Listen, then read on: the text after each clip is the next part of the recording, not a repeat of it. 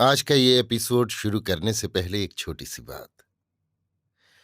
क्या आप भी अपना पॉडकास्ट बनाने की सोच रहे हैं? तो एंकर ट्राई कीजिए। ये पॉडकास्ट बनाने का सबसे आसान तरीका है। नंबर एक, ये फ्री है। नंबर दो, इसमें कई सारे ऐसे टूल्स हैं जो आपको अपने फोन और कंप्यूटर पर रिकॉर्ड और एडिट करने की फैसिलिटी देते हैं। नंबर तीन, आप अपने पॉडकास्ट को डिस्ट्रीब्यूट भी कर सकते हैं, जिससे इसे स्पॉटिफाई और दूसरे प्लेटफॉर्म पर सुना जा सके। तो डाउनलोड कीजिए फ्री एंकर ऐप या विजिट कीजिए anchor.fm पर अपना पॉडकास्ट स्टार्ट करने के लिए। ये तो थी एक छोटी सी जानकारी, और अब शुरू करते हैं एपिसोड का सिलसिला। तो आज के एपिसोड में लीजिए सुनिए मुंशी प्रेमचंद के लिखे उपन्यास वरदान का भाग 9, ईर्ष्या, मेरी यानी समीर गोस्वामी की आवाज में। प्रतापचंद्र ने विरजन के घर आना जाना विवाह के कुछ दिन पूर्व ही से त्याग दिया था। वो विवाह के किसी भी कार्य में सम्मिलित नहीं हुआ, यहां तक कि महफिल में भी न गया।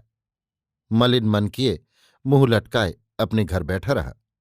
मुंशी संजीवन लाल, सुशीला, सुवामा सब विनती करके हार गए, पर उसने बारात की ओर दृष्टि भी न फेरी।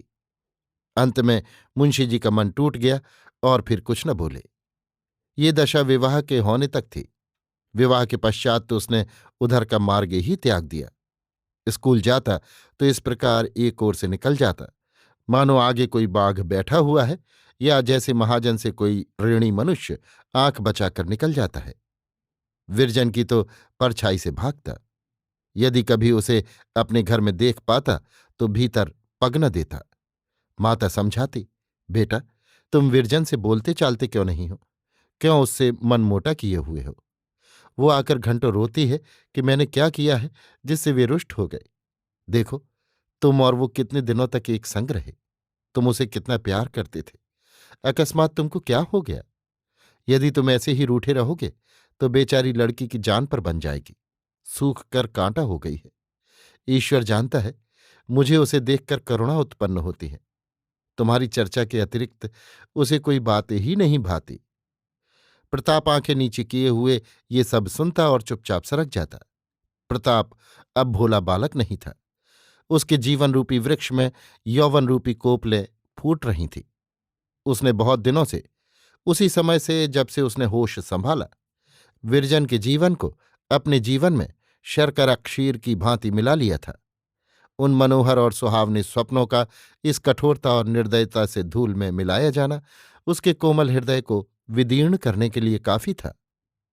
वो जो अपने विचारों में विरजन को अपना सर्वस्व समझता था, कहीं का न रहा, और वो जिसने विरजन को एक पल के लिए भी अपने ध्यान में स्थान न दिया था, उसका सर्वस्व हो गया।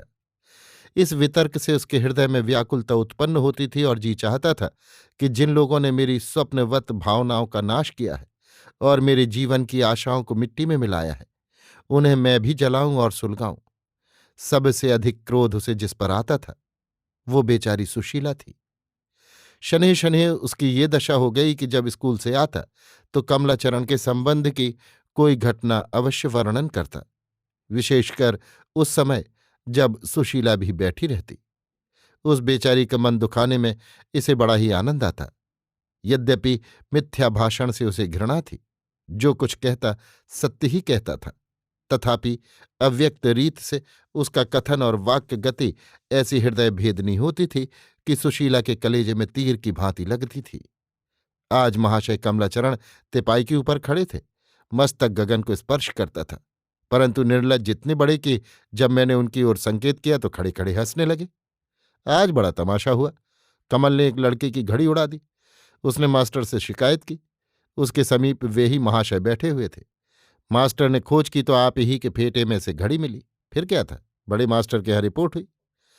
वो सुनते ही झल्ला गए और कोई 3 दर्जन बैतें लगाई सड़ासड़। सारा स्कूल ये कुतूहल देख रहा था। जब तक बैतें पड़ा की, महाशय चिल्लाया किए, परंतु बाहर निकलते ही खिलखिलाने लगे और मूंछों पर ताव देने लगे। चची नहीं सुना, आज लड़कों ने ठीक स्कूल के फाटक पर कमलाचरण को पीटा, मारते मारते बेसुध कर दिया। सुशीला ये बातें सुनती और सुन सुनकर कुढ़ती। हाँ, प्रताप ऐसी कोई बात विरजन के सामने न करता। यदि वो घर में बैठी भी होती तो जब तक वो चली न जाती ये चर्चा न छेड़ता। वो चाहता था कि मेरी किसी बात से इसे कुछ दुख न हो। समय समय पर मुंशी संजीवन लाल ने भी कई बार प्रताप की कथाओं की पुष्टि की। कभी कमला हाट में बुलबुल लड़ाते मिल जाता, कभी गुंडों के संग सिगरेट पीते पान चबाते बेढंगेपन से घूमता हुआ दिखाई देता। मुंशी जी जब जमाता की ये दशा देखते तो घर आते ही स्त्री पर क्रोध निकालते। ये सब तुम्हारी ही करतूत है। तुम्ही ने कहा था घरवर दोनों अच्छे हैं, तुम्ही रिझी हुई थी। उन्हें उस क्षण ये विचार न होता कि जो दोषारोपण सुशीला पर है कम से कम मुझ पर भी उतना ही है। वो बेचारी तो घर में बंद रहती थी। उसे क्या ज्ञान था कि लड़का कैसा है। वो सामुद्रिक विद्या थोड़े ही पढ़ी थी। उसके माता पिता को सब देखा, उनकी कुलीनता और वैभव पर सहमत हो गई। पर मुंशी जी ने तो केवल अकर्मण्यता और आलस्य के कारण छानबीन न की। यद्यपि उन्हें इसके अनेक अवसर प्राप्त थे और मुंशी जी के अगणित बांधव इस भारतवर्ष में अब भी विद्यमान हैं जो अपनी प्यारी कन्याओं को इसी प्रकार नेत्र बंद करके कुएं में ढकेल दिया करते हैं। सुशीला के लिए विरजन से प्रिय जगत में अन्य वस्तु न थी। विरजन उसका प्राण थी, विरजन उसका धर्म थी और विरजन ही उसका सत्य थी। वही उसका प्राणाधार थी, वही उसके नयनों की ज्योति और हृदय का उत्साह थी। उसकी सर्वोच्च सांसारिक अभिलाषा ये थी कि मेरी प्यारी विरजन अच्छे घर जाए, उसके सास ससुर देवी देवता हों, उसका पति शिष्टता की मूर्ति और श्री रामचंद्र जी की भांति सुशील हो, उस पर कष्ट की छाया भी न पड़े। उसने मर मर कर बड़ी मिन्नतों से ये पुत्री पाई थी और उसकी इच्छा थी कि इस रसीले नयनों वाली अपनी भोली भाली बाला को अपने मरण पर्यंत आंखों से अदृश्य न होने दूंगी। अपने जामाता को भी यहीं बुलाकर अपने घर रखूंगी। विरजन के बच्चे होंगे, उनका पोषण करूंगी। जामाता मुझे माता कहेगा, मैं उसे लड़का समझूंगी। जिस हृदय में ऐसे मनोरथ हों उस पर ऐसी दारुण और हृदय विदारणी बातों का जो कुछ प्रभाव पड़ेगा प्रकट है। हा हंत! दीना सुशीला के सारे मनोरथ मिट्टी में मिल गए। उसकी सारी आशाओं पर ओस पड़ गई। क्या सोचती थी और क्या हो गया। अपने मन को बार बार समझाती कि अभी क्या है, जब कमला सयाना हो जाएगा तो सब बुराइयां स्वयं त्याग देगा। पर एक निंदा का घाव भरने नहीं पाता था कि फिर कोई नवीन घटना सुनने में आ जाती। इसी प्रकार आघात पर आघात पड़ते गए। हाय, नहीं मालूम विरजन के भाग्य में क्या बदा है। क्या ये गुण की मूर्ति, मेरे घर की दीप्ति, मेरे शरीर का प्राण इसी दुष्प्रकृति मनुष्य के संग जीवन व्यतीत करेगी? क्या मेरी श्यामा इसी गिद्ध के पाले पड़ेगी? ये सोचकर सुशीला रोने लगती और घंटों रोती। पहले विरजन को कभी कभी डांट डपट भी दिया करती थी, अब भूलकर भी कोई बात न कहती। उसका मुंह देखते ही उसे याद आ जाती। एक क्षण के लिए भी उसे सामने से अदृश्य न होने देती। यदि जरा देर के लिए ये सुवामा के घर चली जाती तो स्वयं पहुंच जाती। उसे ऐसा प्रतीत होता मानो कोई उसे छीन कर ले भागता है। जिस प्रकार वधिक की छुरी के तले अपने बछड़े को देखकर गाय का रोम रोम कांपने लगता है, उसी प्रकार विरजन के दुख का ध्यान करके सुशीला की आंखों में संसार सूना जान पड़ता था।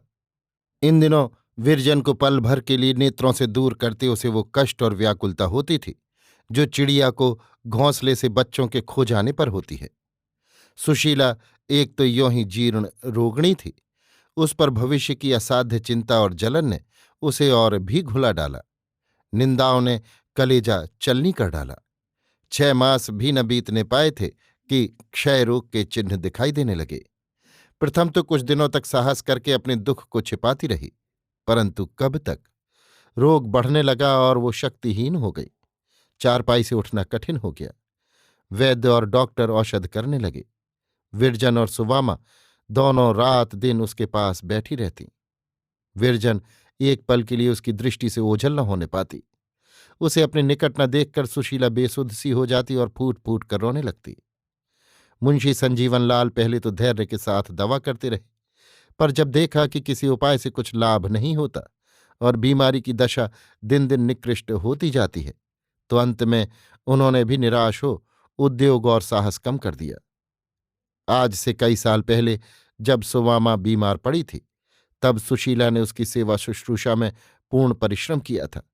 अब सुवामा की बारी आई। उसने पड़ोसी और भगनी के धर्म का पालन भली भांति किया। रुग्ण सेवा में अपने गृह कार्य को भूल सी गई। 2-2 3-3 दिन तक प्रताप से बोलने की नौबत न आती। बहुधा वो बिना भोजन किए ही स्कूल चला जाता, परंतु कभी कोई अप्रिय शब्द मुख से न निकालता। सुशीला की रुग्णावस्था ने अब उसकी द्वेषाग्नि को बहुत कम कर दिया था। द्वेष की अग्नि द्वेष्टा की उन्नति और सुदशा के साथ साथ तीव्र और प्रज्वलित होती जाती है और उसी समय शांत होती है जब द्वेष्टा के जीवन का दीपक बुझ जाता है। जिस दिन व्रजनानी को ज्ञात हो जाता कि आज प्रताप बिना भोजन की स्कूल जा रहा है, उस दिन वो सब काम छोड़कर उसके घर दौड़ जाती और भोजन करने के लिए आग्रह करती। पर प्रताप उससे बात तक न करता, उसे रोते छोड़ बाहर चला जाता। निस्संदेह वो विरजन को पूर्णतः निर्दोष समझता था, परंतु एक ऐसे संबंध को जो वर्ष 6 मास में टूट जाने वाला हो, वो पहले ही से तोड़ देना चाहता था। एकांत में बैठकर वो आप फूट फूट कर रोता, परंतु प्रेम के उद्वेग को अधिकार से बाहर न होने देता। एक दिन वो स्कूल से आकर अपने कमरे में बैठा हुआ था कि विरजन आई। उसके कपोल अश्रु से भीगे हुए थे और वो लंबी लंबी सिसकियां ले रही थी।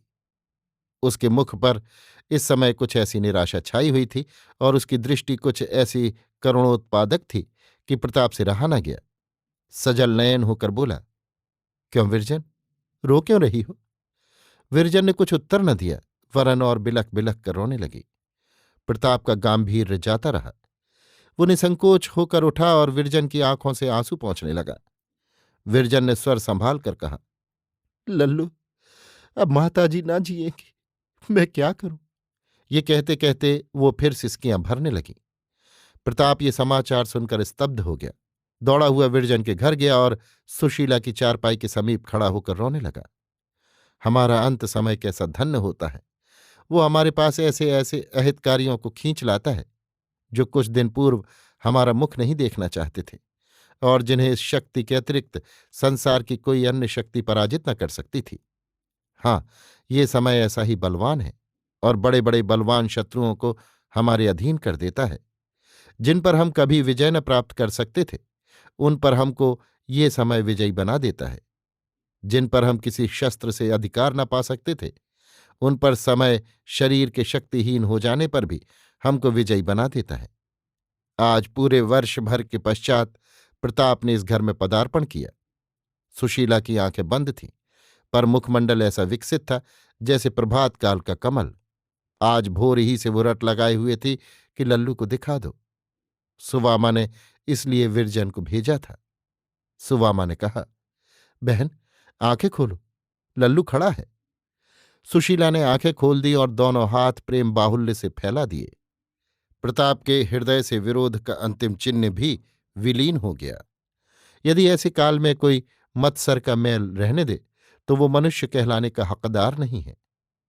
प्रताप सच्चे पुत्र भाव से आगे बढ़ा और सुशीला के प्रेमांक में जा लिपटा। दोनों आध घंटे तक रोते रहे। सुशीला उसे अपनी दोनों बाहों से इस प्रकार दबाए हुए थी मानो वो कहीं भागा जा रहा है। वो इस समय अपने को सैकड़ों धिक्कार दे रहा था कि मैं ही इस दुखिया का प्राणहारी हूं। मैंने ही द्वेष दुरावेग के वशीभूत होकर इसे इस गति को पहुंचाया है। मैं ही इस प्रेम की मूर्ति का नाशक हूं। ज्यों ज्यों ये भावना उसके मन में उठती, उसकी आंखों से आंसू बहते। निदान सुशीला बोली, लल्लू, अब मैं 2-1 दिन की और मेहमान हूं। मेरा जो कहा सुना हो उसे क्षमा करो। प्रताप का स्वर उसके वश में न था, इसलिए उसने कुछ उत्तर न दिया। सुशीला फिर बोली, ना जाने क्यों तुम मुझसे रुष्ट हो।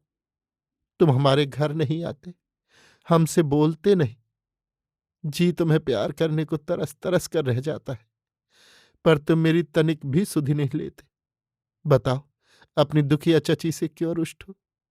ईश्वर जानता है, मैं तुमको सदा अपना लड़का समझती रही।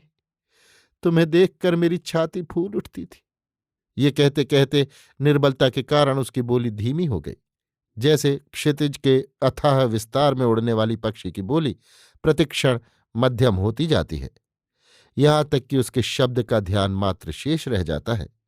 इसी प्रकार सुशीला की बोली धीमी होते होते केवल साए साए रह गई।